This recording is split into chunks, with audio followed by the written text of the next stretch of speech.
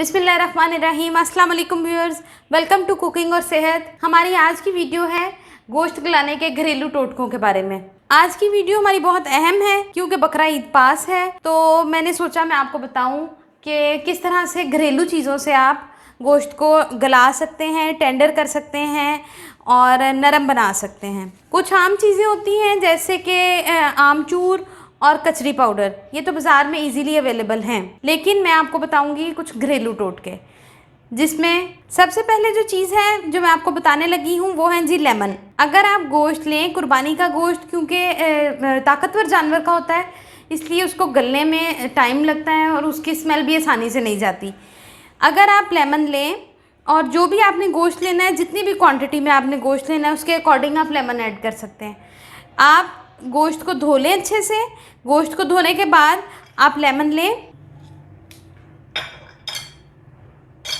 Lemon के बीज निकाल लें। ये मैंने आधा किलो गोश्त लिया है और आधा किलो गोश्त पे मैंने एक लेमन लगा दिया है, ठीक है, निचोड़ दिया उसका जूस। उसको मैंने अच्छे से मिक्स करना है। इसको मिक्स करने के बाद मैंने इसको 1 घंटे के लिए रख देना है, ठीक है। जब मैं इसको 1 घंटा रख दूँगी और 1 घंटे बाद जब मैं इस गोश्त को पकाऊंगी तो ना सिर्फ ये अच्छे से गल जाएगा, नरम जल्दी हो जाएगा, बल्कि जो कुर्बानी के गोश्त की एक मखसूस सी स्मेल होती है वो भी ख़त्म हो जाएगी इंशाल्लाह जी। तो हमारा दूसरा ट्रिक या टोटका है लहसुन। लहसुन का बीच वाला जो लहसुन की ये जो स्टिक होती है, जो लहसुन जिसके साइडों पे जी, तो हमारी जो दूसरी ट्रिक या टेक्निक है वो है लहसुन के दरमियान वाली स्टिक। ये लहसुन है, ये लहसुन के ये जो दरमियान वाली स्टिक होती है, ये देखें मैंने इसको निकाल ली है। ये स्टिक जो होती है, जब आप गोश्त को कुक करने लगें तो आप ये गोश्त में डाल दें। इसको आप धो लें, लहसुन साइडों से उतार लें और स्टिक को धो के रख लें। नॉर्मली हम इसको फेंक देते हैं, इसको आप धो के रख लें। गोश्त गलाते वक्त आप इसको स्टिक को डाल दें, इससे भी आपका गोश्त जल्दी गल जाएगा। और जब आपके सालन, आपकी हंडिया बन जाए तो आप इसको बेशक निकाल के फेंक दें। इन ज़रूरी और मुफीद टोटकों को जानने के लिए ज़रूरी है कि अगर आपने अभी तक मेरे चैनल को सब्सक्राइब नहीं किया तो मेरे चैनल को सब्सक्राइब करें और मेरी वीडियो पसंद आए तो उसको लाइक और शेयर ज़रूर करें। अच्छा जी, तीसरा जो अहम टोटका और ट्रिक है वो है पपाया। हर कोई जानता है कि पपाया से गोश्त अच्छे से गल जाता है। पपाया कच्चा हो या पक्का, इसे कोई फ़र्क नहीं पड़ता। अगर आपके पास कच्चा अवेलेबल है तो वो ज़्यादा बेहतर है। अब मैं आपको बताऊंगी कि पपाया का आपने पेस्ट किस तरह से बनाना है। इसको बनाने की एक ख़ास टेक्निक है। आपने इसको प्रिजर्व कैसे करना है उसका भी एक ख़ास तरीका है।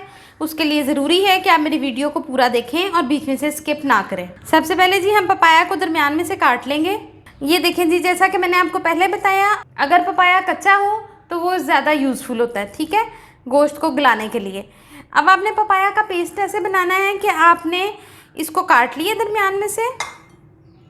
दरमियान में से काटने के बाद जो इसके दरमियान वाली लेयर होती है, इसको आपने एक बारीक सी लेयर में उतार देना है। इसको आपने बिल्कुल बीच में ऐड नहीं करना, क्योंकि अगर आप ये ऐड करेंगे तो फिर सालन कड़वा बनेगा। और आपने इसका छिलका नहीं उतारना, इसकी दरमियान वाली लेयर को आपने उतार देना है। ये देखिए, जो पपाया के दरमियान में सीड्स वाली लेयर होती है उसको मैंने उतार दिया है और ये पपाया छिलके समेत है, ठीक है। अब मैं इसको ब्लेंडर में डालूंगी। छिलके समेत पपाया लेना है, दरमियान में से बीज की लेयर उतार देनी है और पानी के बगैर इसको ब्लेंडर में डाल के ब्लेंड करना है। तो बस वीडियो के लिए कर रहे हैं।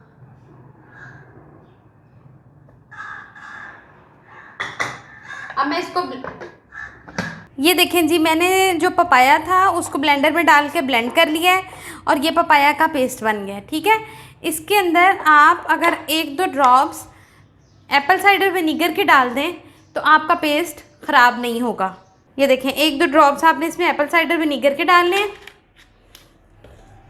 इसको आपने एयर टाइट डिब्बे में बंद करना है और इसको आप फ्रिज में रख दें और ईद वाले दिन आप इसका पेस्ट डालें और आपका गोश्त इंशाल्लाह बड़ा अच्छा गल जाएगा और नरम हो जाएगा। इसको आप जो बर्फ़ वाले आइस क्यूब्स होते हैं उसकी ट्रे में डाल के फ्रीज़ भी कर सकते हैं, क्योंकि किसी मौसम में पपाया अवेलेबल होता है और किसी में नहीं होता। मेरी वीडियो पसंद आए तो उसको लाइक और शेयर ज़रूर करें।